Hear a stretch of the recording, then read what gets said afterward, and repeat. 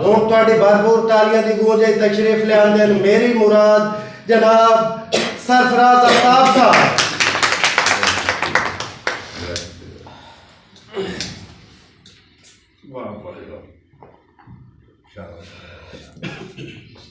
दोस्तों बंदा नजीज आफ्ताब से अस्सलाम वालेकुम जी। उस्ताद जी अल्लाह पाक तहान वधाए तेरे रख साबित मान नु सगया अलहम्दुलिल्लाह वन्नास्ताई है रटया जान नु सगया ते कियों बोल आफ्ताब हकीकत नु कोई मार तरान नु सगया ओदे नूरी पैर चुमे दे रहे तू शान सियान नु सगया। क्या बात वाह वाह भाई असलैन बिस्मिल्लाह जी क्या बात। हाँ तू तखलीक ता नफियां दी चुन लैनी आप खिसारे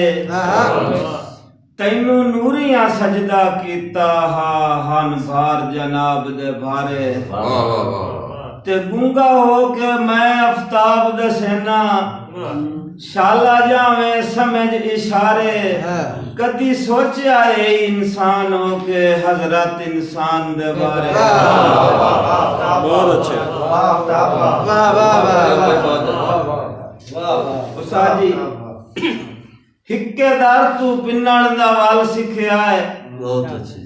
दर दर ते भमना कोई नहीं हाँ साबित कदम अकीदा तेज घाटा मूल नु पवना कोई नहीं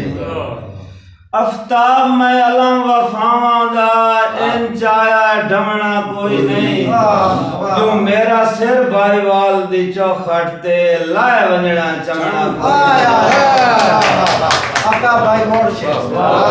लाए वजड़ा चमना भाई क्या बात है ठेकेदार तू पिन्नण दा वाल सिखया है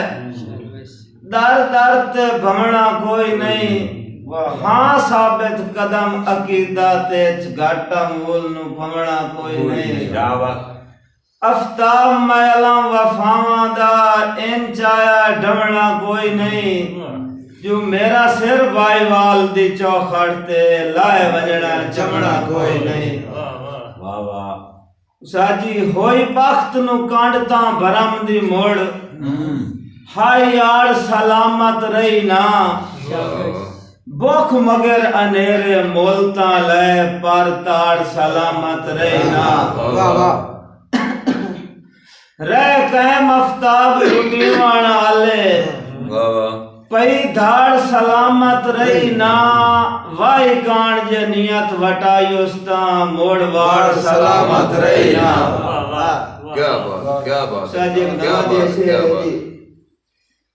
तू जदन दा ओढर होया है मोल लाख जगरातियां लाए लई हाय आस जू सेक मणे सा मैं गई बख जगरातियां लाए लई आफ्ताब हयाती सजना तू होई वख जगरातियां लाए लई सानू लगदा है मार के पूरण दी है रख जगरातियां लाए लई।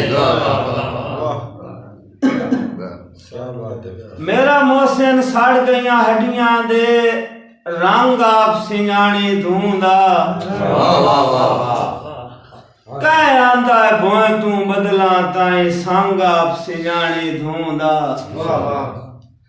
ते गिया मुक आफ्ताब दे सीने जंग आप सियाणी धूंदा वेखो हुसने कहीं दे रंग पर जंग आप सियाणी धूंदा। आखिर देख बोली बाबा वसीम बिस्मिल्लाह तेरे फोटो नाल गल्लां आज होईयां बाबा ते हंजू नाल मुंह धो पिया वाह बहुत अच्छा हंजू नाल मुंह धो पिया क्या कहना है